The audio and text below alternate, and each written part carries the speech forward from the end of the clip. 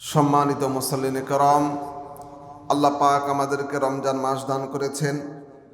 এই মাসের বিশেষ বৈশিষ্ট্য আল্লাহ পাক দান করেছেন। আমরা সিয়াম রাখছি, রোজা পালন করছি। এই রোজার মধ্যেও আমাদের অনেকের অনেক কষ্ট হচ্ছে।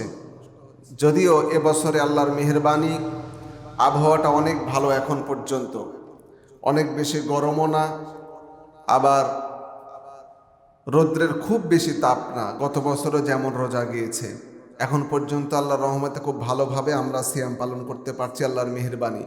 এর জন্য কৃতজ্ঞতা আদায় করছি। সকলে বলছে আলহামদুলিল্লাহ। সম্মানিত ভাইয়েরা, এই বরকতপূর্ণ মাসে আল্লাহ পাক বিশেষ করে রোজাদারকে 6টি অতিরিক্ত বৈশিষ্ট্য দান করেছেন। হাদিস শরীফের মধ্যে এসেছে, হাদিসটি সহিহ অনেক কয়টি হাদিসের কিতাবের মধ্যে উল্লেখ করা হয়েছে। বিশেষ করে সহিহ ইবনে হিব্বান, ইবনে খুজাইমার মধ্যে হাদিসগুলো বর্ণনা করা হয়েছে। ইবনে মাজাহ শরীফেরও কিছু অংশ হাদিসে এসেছে। আল্লাহর নবী সাল্লাল্লাহু আলাইহি ওয়াসাল্লাম পৃথিবীর উম্মতদের জন্য এই রমজান মাসে আল্লাহ যে স্পেশাল বিশেষ করে 6টি বৈশিষ্ট্য দান করেছেন রোজাদারদেরকে।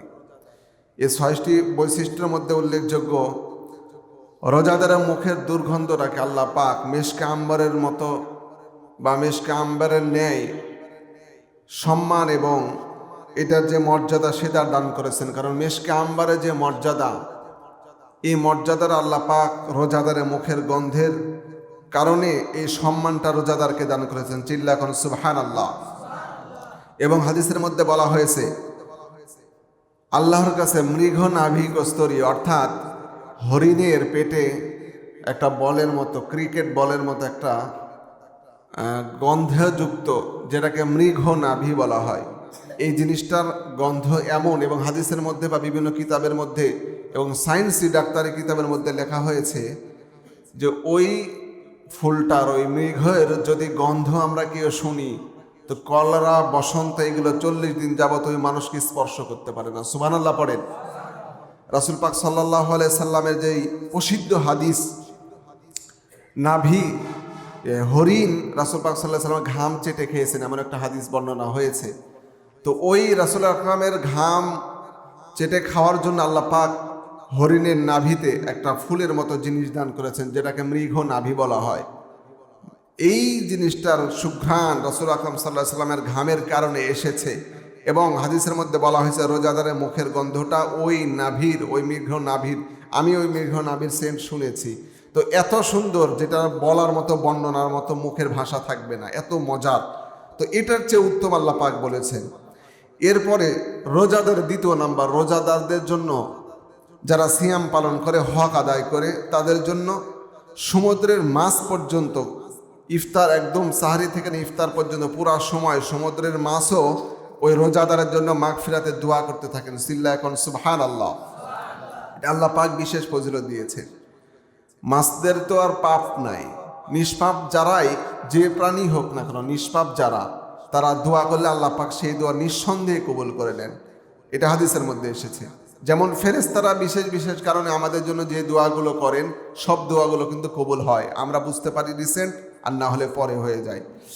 এরপরে তৃতীয় নাম্বার, রোজাদারের সম্মানে আল্লাহ পাক প্রতিদিন জান্নাতকে সুসজ্জিত করেন। কারণ আল্লাহ পাক চান আমার, যারা আমাকে ভয় করে আমার সিয়াম পালন করছে, এই সকল বান্দাদের জন্য আমি জান্নাত আরও সুসজ্জিত করে সুন্দরভাবে সাজিয়ে তৈরি করে রাখছি। তারা আমার কাছে আসলেই যেন আমি তাদেরকে জান্নাতটা উপহার, সারাদিন কষ্ট করতেছে, এই কষ্টের উপহার যেন বান্দাকে জান্নাত উপস্থাপন করতে পারে, সেই জন্য আল্লাহ পাক প্রতিদিন জান্নাতকে সুসজ্জিত করেন। চিল্লা এখন সুবহানাল্লাহ। এরপরে চতুর্থ নম্বরে আল্লাহ পাক রমজান মাসে যেন বান্দারা রোজার সিয়াম পালনের পাশাপাশি আরও অন্যান্য ইবাদত করতে পারে। আর এই ইবাদত করার ক্ষেত্রে শয়তান যেন বাধা না দেয়, শয়তান যেন ধোঁকা না দিতে পারে, সেজন্য আল্লাহ পাক রমজান মাসে রোজাদারদের জন্য শয়তানকে বন্দী করে রেখেছেন এবং বন্দী করে রেখে দেন, যেন আমার প্রিয় বান্দারা আমার ইবাদত করতে পারে। সুবহানাল্লাহ। পঞ্চম নম্বরে, রমজানের শেষ অবস্থাতে, শেষ রাতগুলোতে রোজাদের জন্য স্পেশাল একটা অফার, যেটা আমরা জানি শবে বরাত একটা চলে গিয়েছে, এখন আমাদের আর সামনে আছে শবে কদর। এটা অনেক গুরুত্বপূর্ণ। বিশেষ করে রমজানের 30টা হোক 29টা হোক, একদম শেষ রাত্রি যেটা, এই রাত্রিতে আল্লাহ পাক ঢালাও ভাবে রোজাদারকে মাফ করে দেন, সুবহানাল্লাহ পড়ে। এবং সর্বশেষ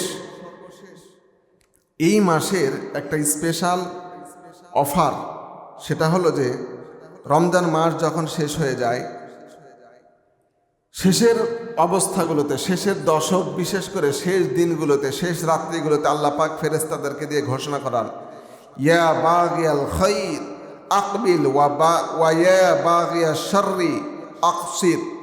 কে আছো কল্যাণকামী, ভালো কিছু চাও এবং খারাপকে পরিহার করতে চাও, গুনাহকে ক্ষমা করে নিতে চাও, এমন কে আছো? তোমরা আল্লাহ পাকের কাছে এই পুণ্যবান রজনী অর্থাৎ শবে কদর, হাদিসের মধ্যে এসেছে শবে কদরের কথা বলা হয়েছে, আবার রমজানের শেষ রাত্রি যেটা, সেই কথাটাও বলা হয়েছে বিভিন্নভাবে হাদিসের মধ্যে এসেছে, যে এই পুরা মাস বরকতপূর্ণ মাসে তোমরা সিয়াম পালন করে যারা শেষ মুহূর্তে এসেছো, কাদের গুনাহ মাফ করার দরকার এবং ভালো কিছু তোমার প্রয়োজনীয় জিনিস চাওয়া বা প্রয়োজন তোমার মিটানোর দরকার, সব কিছু আল্লাহ পাকের কাছে চাও, আল্লাহ পাক তোমাদের এই চাওয়াটাকে পূর্ণ করে দিবেন। ফেরেশতারা এটা ঘোষণা করতে থাকে, সুবহানাল্লাহ পড়ে। সম্মানিত ভাইরা, আল্লাহ পাক আমাদেরকে রমজান দান করেছেন, রমজানের স্পেশাল ফজিলত দিয়েছেন। তবে কথা হলো, এই রমজান মাসে আমরা সিয়াম পালন করছি, রোজা রাখছি। আমরা রোজা তো নর্মালি শুধু মনে করে থাকি ফজরের আগে অর্থাৎ সাহরির শেষ সময়ের আগে সাহরি খেয়ে নেব, আর ইফতারের আজান দিলেই আয়োজন করে পেঁয়াজি, বেগুনি, মুড়ি, এরপরে বুন্দিয়া, বুট সব কিছু দিয়ে মজা করে মুড়ি মাখিয়ে আমরা ইফতার করব। গরুর গোশত অথবা মুরগি দিয়ে বিরিয়ানি রান্না করে ইফতার করব, রোজা হয়ে গেল, খুব আনন্দ। এতটুকুই কিন্তু আমাদের রোজা নয়।